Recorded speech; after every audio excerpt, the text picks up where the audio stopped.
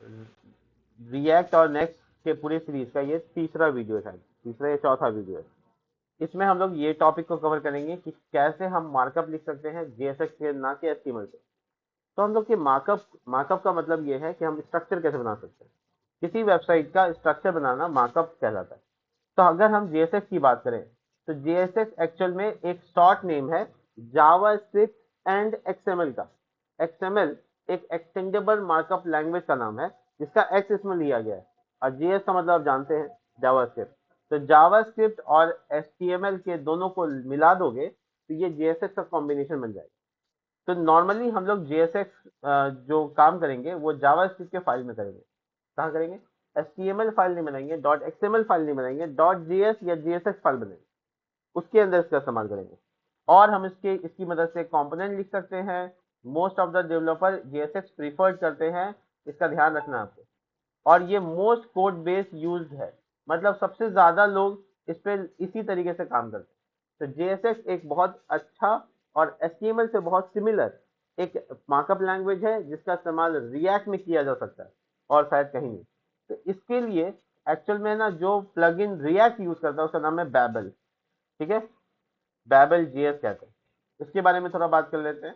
Behbal JS एक compiler है, जिसमें ना आप लिखोगे जेएसएक्स में कोड और वो उसको कन्वर्ट कर देगा जावास्क्रिप्ट। आप लिखोगे जेएसएक्स में, वो उसको कन्वर्ट कर देगा जावास्क्रिप्ट। मैं ट्राई करके दिखा देता हूँ, देखो। यहाँ पे ट्राई इट आउट पे क्लिक करता हूँ। अगर मैंने H1 का टैग लिखा तो उसके बदले क्या होगा वो देखो, बहुत इंटरेस्टिंग है। मैंने अगर H1 का टैग ऐसे लिखा इसमें जेएसएक्स में, और उसमें लिख दिया हेलो वर्ल्ड, हेलो वर्ल्ड। हम सब जानते हैं ना एचटीएमएल में का जो एलिमेंट है यानी H1, ये जावास्क्रिप्ट में क्रिएट एलिमेंट नाम के फंक्शन से बनता है। तो अगर हम इसको कंपाइल करें या देखें तो तुम नोटिस करोगे इसको। देखो, यहाँ देखो, जेएसएक्स H1 टैग में, और उसका जो चाइल्ड है उसके अंदर हेलो लिखा हुआ है। ये जावास्क्रिप्ट का कोड है। ये कौन सा कोड है? जावास्क्रिप्ट का कोड है। और ये कौन सा कोड है? जेएसएक्स का। तो तुम ऐसा लिखना पसंद करोगे या ये लिखना पसंद करोगे? जेएसएक्स लिखना पसंद करोगे, क्योंकि बहुत आसान लग रहा है। ये एचटीएमएल से इतना मिलता है कि कोई भी एचटीएमएल सीखा हुआ आदमी बैठ के कर सकता है। इसीलिए इसमें जो कंपाइलर इस्तेमाल हो रहा है, जो आपके कोड को, जेएसएक्स कोड को कन्वर्ट करके जावास्क्रिप्ट में कन्वर्ट करेगा, उसका नाम है बैबल जेएस। बैबल जेएस वो किसके साथ आता है? रिएक्ट के साथ पहले से बिल्ट इन में आता है, मतलब आपको इंस्टॉल नहीं करना है, ये पहले से इंस्टॉल आपके पास है। इसीलिए जब आप कोड एचटीएमएल का लिखते हो या जिसको जेएसएक्स कहते हैं उसको लिखोगे, तो वो ऑटोमेटिक कन्वर्ट कर देगा इस तरह के कोड में। जैसे मान लो तुमने कोई डिव डाला, देखो, डिव डाला। अब उस डिव के अंदर तुमने H2 डाल दिया, हेलो वर्ल्ड लिख दिया, H2 क्लोज कर दिया, देखते रहो। और उसके बाद तुमने ये डिव क्लोज कर दिया। यकीन जानो, इसका जो आउटपुट है, एक तो ध्यान में रखना है कि ये दोनों दो एलिमेंट हो गया, जेएसएक्स में सिर्फ एक एलिमेंट पास होता है। देखो, चेक करो, इतना कोड तुम लिख पाओगे? ये एक्चुअल में लिखा हुआ, जब तुम ऐसा कोड लिखते हो तो उसके पीछे ये कंपाइल होता है, जो कि शायद तुम्हारे लिए अभी दिक्कत वाली बात है। तो तुम्हारे लिए मुश्किल है, इसलिए तुम इसको आराम से एचटीएमएल के कोड में लिख सकते हो। इसके बाद इसको जब लिखते हैं तो किन बातों का ध्यान रखेंगे, इस आर्टिकल में ये पूरी डिटेल में बात की गई, और हम इस वीडियो में आराम से बात करेंगे कि क्या क्या चीजों का ध्यान रखना है। देखिए, हम सब जानते हैं कि कोई भी वेब एचटीएमएल, सीएसएस और जावास्क्रिप्ट से बनता है कई सालों से। कई सालों से, जब से शुरू हुआ था 1993 के आसपास। ठीक है। उसके बाद many of the years web developer keep contain HTML design CSS से और लॉजिक जावास्क्रिप्ट लिखते हैं। यानी कंटेनर जहां पे हम लोग एचटीएमएल मार्कअप बनाते हैं वो एचटीएमएल से, डिजाइन करते हैं सीएसएस से, और जावास्क्रिप्ट से लॉजिक लिखते हैं। ये शुरू से होता आया, अभी तक हो रहा है, लेकिन यहाँ पे थोड़ा सा चेंजेस है। लेकिन ये तीनों के तीनों फाइल अलग सेपरेट होते हैं। डॉट जेएस का फाइल कहाँ होता है? जेएस में डॉट जेएस का फाइल बनता है जावास्क्रिप्ट के लॉजिक लिखने के लिए। डॉट सीएसएस का फाइल बनता है डिजाइन लिखने के लिए। डॉट एचटीएमएल का फाइल बनता है मार्कअप करने के लिए।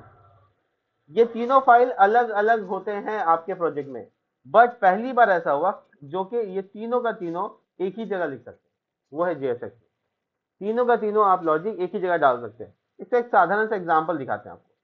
देखिए, आप नॉर्मल एचटीएमएल लिखते हैं तो आप ऐसे डिव लगाए, उसके अंदर पैराग्राफ लगाए, फॉर्म लगाए। अब आप चाहते हैं कि जब हम फॉर्म पे सबमिट करें तो एक फंक्शन चल जाए, तो हम उसका लॉजिक लिखते हैं जावास्क्रिप्ट में, ऑन सबमिट। जब हम लोग कोई div पे क्लिक करना चाहते हैं या पैराग्राफ पे ऑन क्लिक, इसी तरह से अगर हम कोई और फंक्शन बनाते हैं, इज लॉगिन, इस तरह के फंक्शन बनाते हैं, ये जावास्क्रिप्ट है। तो एचटीएमएल ऐसे लिखते हैं और जावास्क्रिप्ट ऐसे लिखते हैं, वो पहले करते हैं। अभी हम लोग क्या करेंगे, ये दोनों को बड़ी आसानी से एक जगह मैनेज कर सकते हैं। देखो कैसे, एक छोटा सा एग्जांपल समझाते हैं। जैसे आप इफ लगाए, ये देखिए साइड बार नाम का एक फंक्शन है जावास्क्रिप्ट का, उसके अंदर इफ लगाए, इस लॉगिन अगर है तो ये कर्ली ब्रैकेट के अंदर देखिए एचटीएमएल डाल दिए। ये हम कहाँ डाल दिए, जावास्क्रिप्ट के बीच में डाल दिए।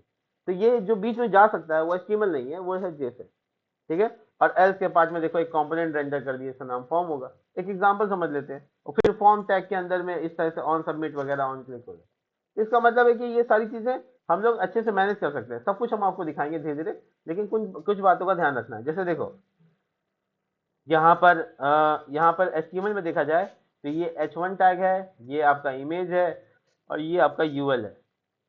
ये एचटीएमएल का एक छोटा सा एग्जांपल है। लेकिन अगर हम इसको फंक्शन के अंदर डालते हैं तो उसको कैसे ध्यान रखेंगे, देखो इस पूरे एरर को समझते हैं। सबसे पहले यहाँ h1 का टैग है, फिर आपका इमेज का टैग है, और फिर यूआई का टैग है। लेकिन अगर आप यही एचटीएमएल में लिखोगे तो काम करेगा, यही आप जेएसएस में डालोगे तो काम नहीं करेगा। इसकी क्या वजह होगी बताओ आप। इसकी वजह ये होगी, पहले ये कि ये 3 चाइल्ड हो गया और एक ही रेंडर हो सकता है। तो आपको पहले इसको फ्रेगमेंटेशन करना होगा, मतलब वही छोटी ब्रैकेट ब्लैंक वाला डाल सकते हैं या डिव डाल सकते हैं।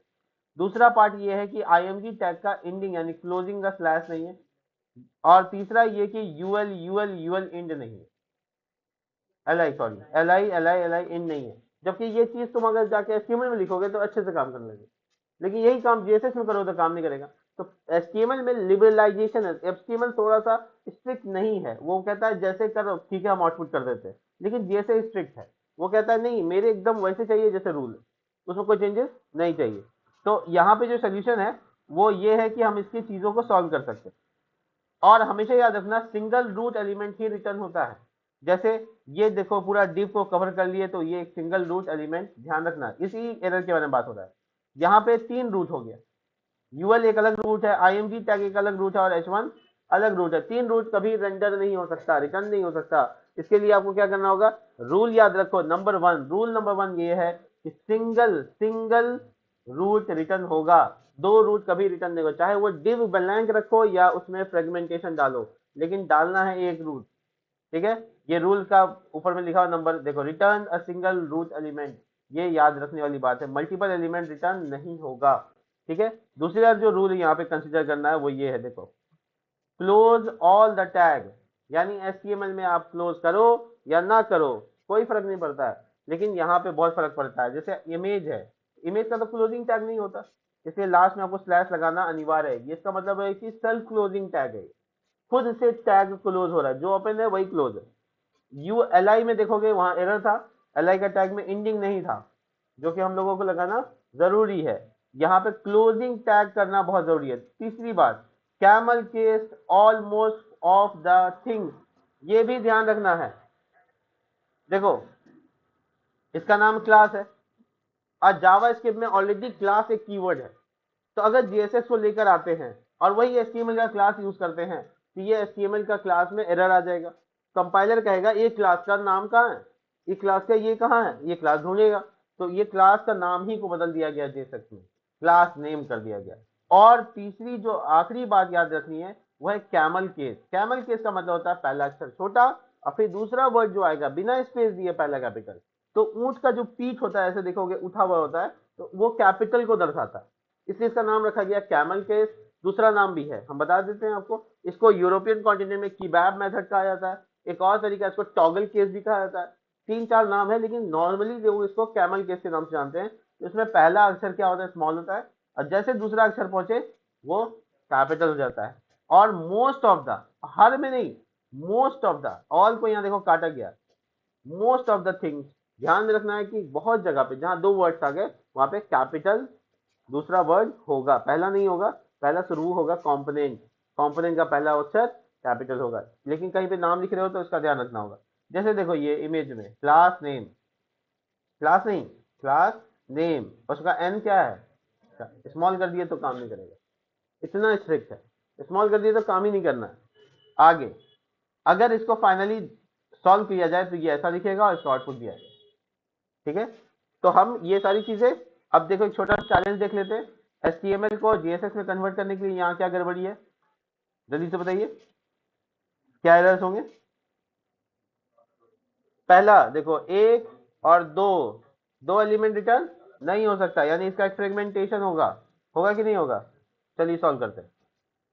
कर दिया। दूसरा क्या एरर है, क्लास की जगह क्लास नेम होगा, क्लास की जगह क्लास नेम होगा। तीसरी चीज बताइए, बी आर का टैग का एंडिंग होता है ऐसे, ये भी सर क्लोजिंग टैग है, बी आर का एंडिंग नहीं होता, तो यहाँ पे बी आर का ध्यान रखना होगा। फिर बी का टैग यहाँ से शुरू होता है और क्लोज यहाँ हो गया, आई का टैग उल्टा हो गया, देखो पहले आई तब बी, मतलब जो पहले शुरू होगा वो बाद में बंद होगा। ठीक है ना, फर्स्ट इन लास्ट आउट, ऐसा वाला सिस्टम होता है। और क्या क्या एरर है इसमें, और कुछ लग रहा है। हाँ, टी का टैग, बोलो बोलो बोलो, बी आर का टैग,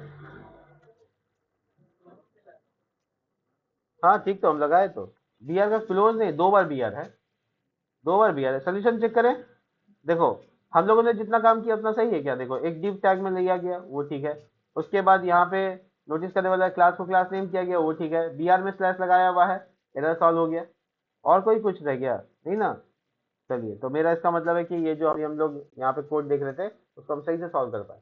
तो आपको ये चीजें ध्यान में रखनी है, तब जाके आप आगे बढ़ सकते हैं। इस वीडियो में हम ना अभी यहाँ पे एग्जाम्पल में दिखा देते हैं आपको कैसे हमको ये सब चीजें कन्वर्ट करनी है। जैसे एग्जाम्पल के तौर पे हम आपको ऐसे समझाते हैं, मान लीजिए कोई वेबसाइट पे जाते हैं, ठीक है, मान लीजिए कोड भी सादिक पे गए, ठीक है, और ये कोड भी सादिक में बहुत सारा HTML कोड है, हम ये चाहते हैं कि इतना सा डेटा कोड का आए, ठीक है, तो हम इसको कॉपी करते हैं, स्पेक में जाते हैं, स्पेक में HTML दिख जाता है। अब देखिए यहाँ पे HTML दिख रहा है हमको, ठीक है। अ, अ, अम, अम, अम, एक और काम देखो, कार्ड HTML CSS कोड भी, देखो कोई भी जगह से हम HTML कॉपी करते हैं, एकदम समझने वाली बात है। ये बहुत सारे कार्ड के डिजाइन है, तो हम इसमें से कोई एक कॉपी पेस्ट कर लेते हैं, इसका HTML पार्ट कॉपी करते हैं, देखो ये HTML का पार्ट है। अगर हम इसको पूरा कॉपी करें, पूरा कॉपी कर लिया, कट कर लिया, और उसके बाद हम अपने कोई प्रोफाइल कोई एक कंपोनेंट बनाते हैं, ध्यान से देखना इस वीडियो का लास्ट है ये, इसमें हम लोग कार्ड नाम का एक कंपोनेंट बनाते हैं, card card dot JSX, JS भी लिख सकते हैं, JSX भी लिख सकते हैं।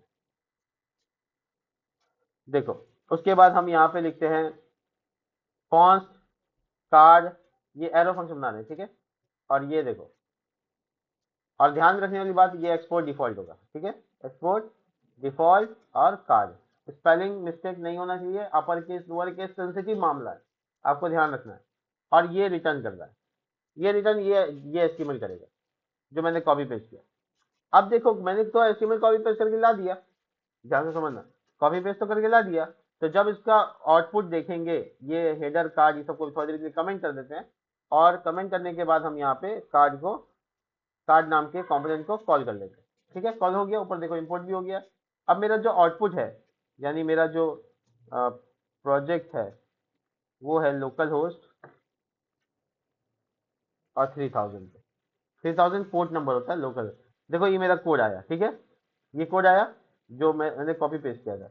अब इसका इंस्पेक्ट में जाते हैं, इंस्पेक्ट में गए, क्लास में इंस्पेक्ट में गए, और देखो इंस्पेक्ट में गए तो कंसोल में गए, कंसोल में इतना सारा एरर है, देखो क्या बोल रहा है पहले, invalid DOM property class, do you mean class name. तो हम जब कॉपी पेस्ट करके लाए, ध्यान से देखो, जब हम कॉपी पेस्ट करके लाए उसमें क्या क्या गलतियां की। पहली चीज की ये बॉडी टैग तो हमको देना नहीं है, हम वहां से कॉपी तो कर लिए, ये हम फ्रेगमेंटेशन रखना होगा हमको, ये रख लिया, हो गया फ्रेगमेंटेशन। ये आर्टिकल नाम का डिवीजन है। अब इसको JSX में कन्वर्ट करने के लिए सबसे पहले क्लास जहाँ जहाँ है वहां क्लास नेम, तो हम कंट्रोल H का इस्तेमाल करते हैं कि जहां जहां क्लास इज इक्वल टू वहां class name is equal to लिख दो, एक साथ रिप्लेस हो जाएगा पूरा पेज, टाइम बचा, ठीक है। इसके अलावा और क्या क्या चीज चेंज करना है, जैसे देखो इमेज का ये इंडिंग टैग ना होता, ये इमेज का इंडिंग टैग ना होता तो यहाँ एरर होता, देखो आगे एरर, देखो रेंडर कर ही नहीं पाएगा, देखो, और हमको एकदम टारगेट करके बता रहा है, देखिए भाई साहब ऐसा है ना कि आपने क्लोज नहीं किया किसको। तो ये एक छोटा सा आप इसको बिना एचटीएमएल में करके देखोगे ना, क्लोज नहीं भी करोगे चलेगा। यहाँ पे स्ट्रिक्टनेस है। क्लास नेम का ध्यान रखना है। कोई ऐसा डिव जैसे एच आर लगाते हो, एच आर लगाते हो ना, एच आर टैग। अब देखो एच आर टैग में अगर स्लैश ना हो तो एरर आ जाएगा। देखो कैसे, देखो आ गया क्लोजिंग टैग फॉर। अच्छा, तो ये आपको स्लैश देके रखना होगा, तभी ये सोल्यूशन होगा। देखो एचआर का लाइन आ गया। ठीक है, तो ये बेसिकली आपके प्रोजेक्ट को हमेशा ध्यान रखना है कि जो एचटीएमएल की कुछ चीजें चेंज करनी है वो क्या है। तीन बड़ी बातें। पहला नंबर, सिंगल रिटर्न होना चाहिए। दूसरा, क्लोज ऑल द टैग। तीसरा, क्लास का क्लास नेम करना। क्लोज ऑल द टैग पर ध्यान रखिएगा। इनपुट टैग का क्लोजिंग टैग नहीं होता, तो सेल्फ क्लोजिंग है। ठीक है, चलिए इस वीडियो में बस इतना ही। मिलते हैं नेक्स्ट वीडियो में, और उसमें हम देखते हैं कैसे वेरिएबल बनाते हैं और उसको जेएसएस के अंदर कैसे इस्तेमाल करते हैं, बहुत ही आसानी तरीके से। तो बेसिकली अभी यहाँ पे यहीं पे हम पॉज कर रहे हैं और नेक्स्ट वीडियो